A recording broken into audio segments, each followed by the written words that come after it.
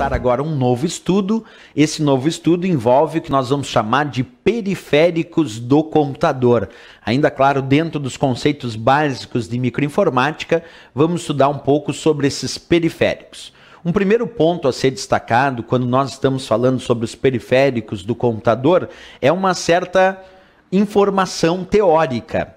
O que de fato é periférico? Por que alguns elementos são considerados periféricos no computador? Observa, são componentes que estão na periferia, são utilizados para entrada e saída de dados que serão ou foram processados pela CPU.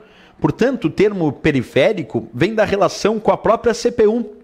Se a CPU é a unidade central de processamento, os periféricos são aqueles que estão na periferia da CPU. A CPU é o centro, como se fosse o centro de uma cidade. Imagina, o centro de uma cidade não é a periferia, né? É o centro. Quem é o centro do computador? É a unidade central de processamento.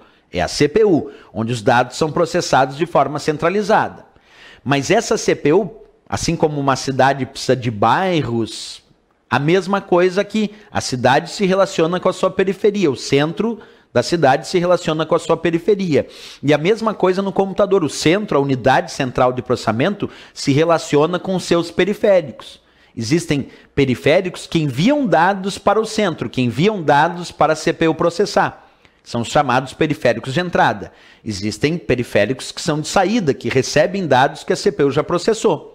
E existem os periféricos de entrada e saída que fazem as duas funções. Portanto, o termo periférico vem disso. Componentes que estão na periferia e são usados para entrada e saída de dados que serão ou foram processados pela CPU.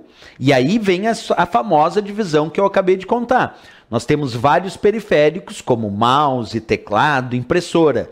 Mas as provas de concurso adoram pedir uma subdivisão que existe entre esses periféricos. Quer dizer, se o periférico é de entrada, de saída ou de entrada e saída simultaneamente.